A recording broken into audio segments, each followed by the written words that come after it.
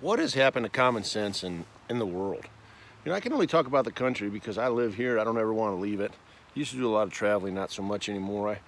I'm pretty content with where I'm at. But I had a good friend I used to work with a long time ago, and one time we were talking about something with common sense, and he said, you know, the problem with common sense is it's just not that common. And apparently it's true, and somehow it's fading further and further from existence, common sense. So I was thinking this morning, you know, and I read an article, and I wanted to talk about why you're a judgmental racist. Yeah, you. As a matter of fact, everybody in America that uses what is instinctual is now a judgmental racist. Let's talk about that a little bit, right? You're never supposed to be judgmental, right? Never supposed to be judgmental. Never supposed to use your judgment, is what that's saying, correct? I mean, to be judgmental, you've got to have judgment to use. But the truth is, instinctually, you always use judgment. Have you ever seen two dogs when they meet for the first time? Hairs up on their back, they're walking in circles, smelling each other and checking each other out.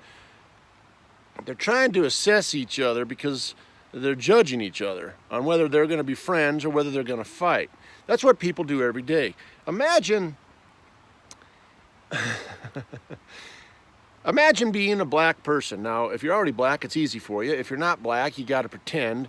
You can't be something by pretending or thinking. But just for this idea, imagine being a black person that lived in a predominantly black neighborhood, and there was a group of white people that was beating up black people. And now you're walking down the road one day, heading over to a convenience store or something, and two white people are approaching you from the other direction.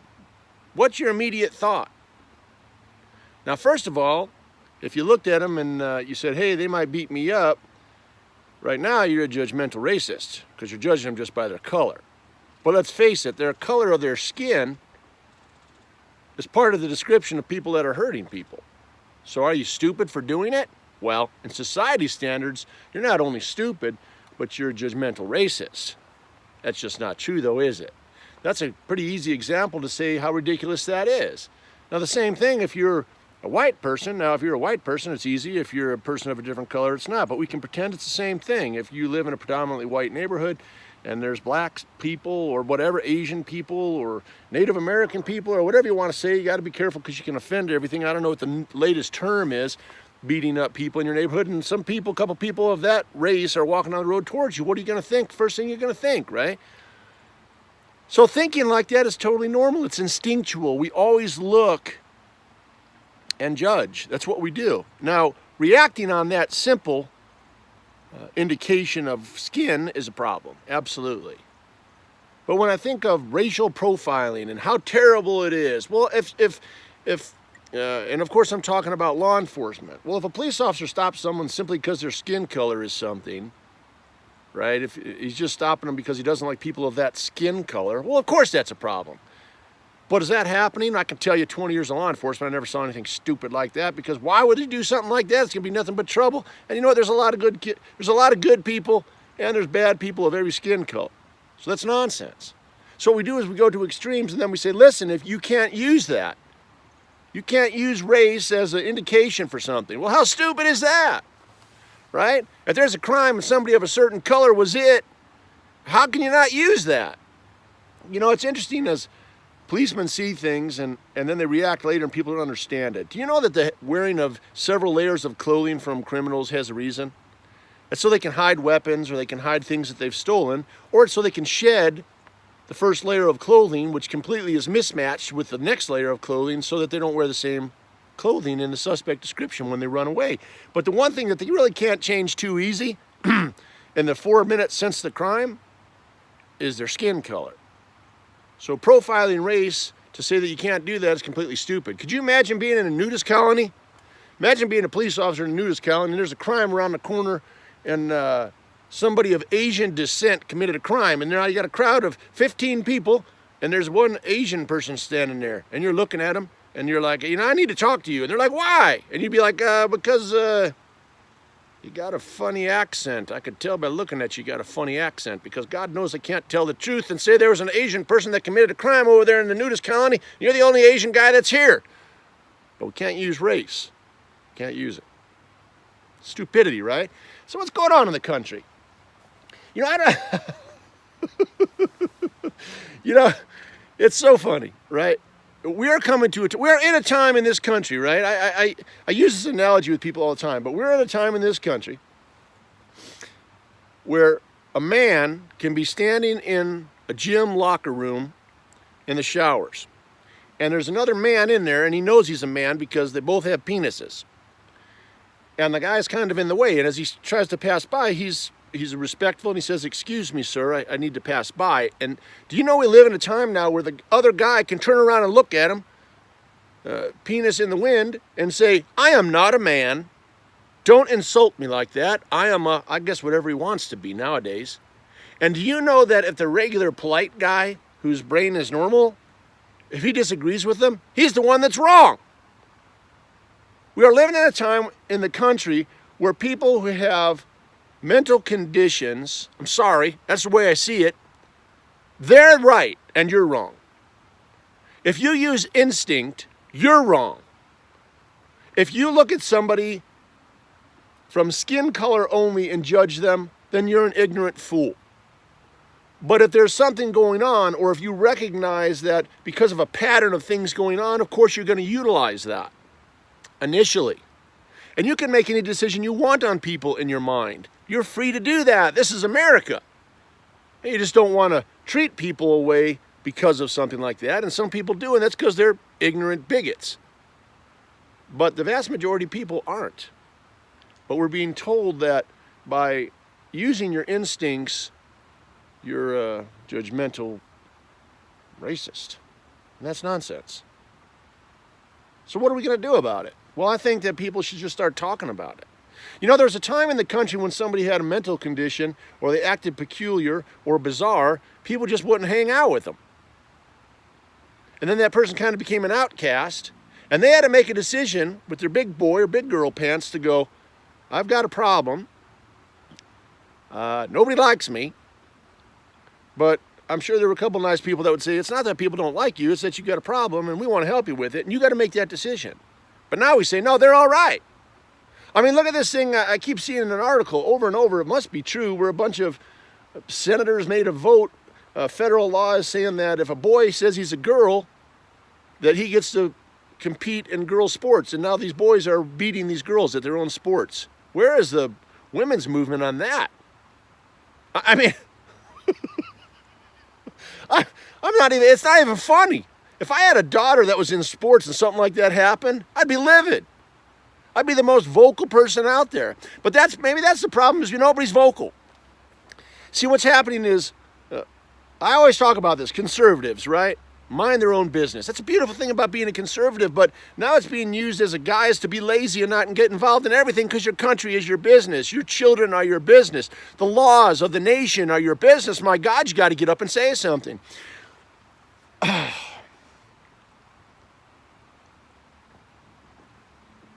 It's like this. We homeschool my boy. I love him more than life. I wouldn't put him into a cesspool of a public school. And I'm not saying there's anything wrong with teachers or principals or anything about it, but the system itself is a nightmare. You know, when I was retired from the police department in Las Vegas, and my boy was about, he was just old enough to go into school. So I went to a public school that was a few blocks from me, and I wanted to speak with the principal, and I said, "I'm a former policeman, 20 years here, I have a company, I train people how to survive violent confrontations, and I want to know about the safety protocol here, and I'd also like to speak with the principal about a one-on-one basis with my wife being the primary teacher as opposed to 25 on 1. I'd really like to just discuss that with the principal." So then I got lectured about what a fool I was for doing homeschooling. And then they told me that they would never discuss safety with me because I might tell somebody that could come and commit a crime. And I said, "Ma'am, don't you understand? I just told you I was a policeman in this town for 20 years. And she cut me off and said, "We don't care about your background." Now, I had walked into that school, no buzzer, about 6 ladies working at a desk, and there was a bunch of really young children in the schoolroom that I could see, not a schoolroom, but in a lunchroom that I could see, I had access to. No safety precautions. Ignorant to a law enforcement officer that was coming in there. What do you do with that? I would never put my kid in public school. Let's face it, public school is a nightmare. Because what's happening in this country is even bigger than public school. It's causing the problems. School shootings, how are we ever going to stop them? Because as soon as one happens, we blow it up and we want to punish every American in the world by taking all their guns, which will solve nothing with that. It's nonsense. But how do we not stop the nonsense? Regardless of the people with psychological issues that have penises and think they're women, or people that are ignorant enough to say that if you look at somebody's race and you have a justifiable reason, you're still a racist, or tell you that you shouldn't make a judgment on a person when we all judge, and every creature on earth judges. My God, if aliens came here, we'd all judge them, right? Because they're different than us. That's just normal. But hey, don't use instinct. What is going on around here? You know how we solve it? Stand up and say something. You got to get up and tell people. Stop being afraid. My gosh, man. You know, it's interesting. Public schools, go back to that. The idea of, if my son went to a public school, he'd be in so much trouble because he loves guns. He loves shooting. He's an incredible shooter. He's awesome, right? But if he talks about them, he goes like this. He chews a Pop-Tart into one. He can't wear a shirt. He can't have a book. He can't talk about them. That's a violation of my son's First Amendment rights. What do people think that your rights only come in at a certain age? They don't. If you have a child in public school that loves guns, put a shirt on them. If they say you can't wear it, then make sure nobody else is wearing a picture of anything. He can still talk about them. If not, then you have to file a lawsuit against that school system. Something that people don't understand. This is what I'm going to finish with today, right? I could talk forever, but I talk about this quote from Abraham Lincoln, which is beautiful, which said that the philosophy of the schoolroom in one generation will be the philosophy of the government in the next. Do you not see that the war for the Second Amendment and firearm ownership is not in legislation? You are being backdoored with public schools. They're indoctrinating all children into believing that everything about guns is wrong and bad. And when they have enough children coming through the school system, which they've been doing it for how long now, they're going to vote guns out. They're going to vote the Second Amendment out because they're going to believe it. Even if they come home to a pro-gun family, they're still learning that in a society of their peers, it's wrong. Don't you see that?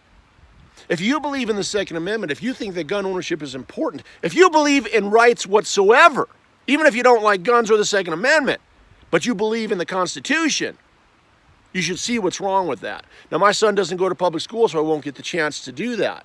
But you who have children in public school had better start standing up. There's a group called the Anti-Gun Coalition Against Gun Violence. They attacked my page when I got big. Before Facebook kind of crushed us and we were reaching 7 million people a week, that group, Coalition Against Gun Violence, shared my wife and my personal Facebook page and said, harass these people. And there were people writing on there, they hoped that my son killed my wife and I and then killed himself. That same group put out an article, and I have a copy of it. I'll have to find it. I have a copy of it, and they said exactly the same thing. We've been indoctrinating children so long in public schools that soon we're going to get the vote and we're going to abolish guns in the Second Amendment altogether. It's the truth. Think about it. Indoctrination of children when they're young, and those children grow up, and they believe because you are sending them to a school telling them to respect and obey the opinions of everybody in that school. My God, stand up. Be who you are. God made us all great. We all have gifts, all of us. I don't care if you're a rocket scientist or the president or a sandwich maker or a garbage man. I don't care what you do. It's a gift. Do the best at what you can, but always recognize that you are important in the face of God and you are important in this country. And conservatives have got to break this weakness that was once a strength by saying they mind their own business, but right now it's being utilized to just go, I mind my own business, and as everything falls apart, we do nothing. I'm just here to help, man. God loves you. This is a great country, and it's only because of people who stand up and say enough is enough. Don't be foolish. Have a good morning.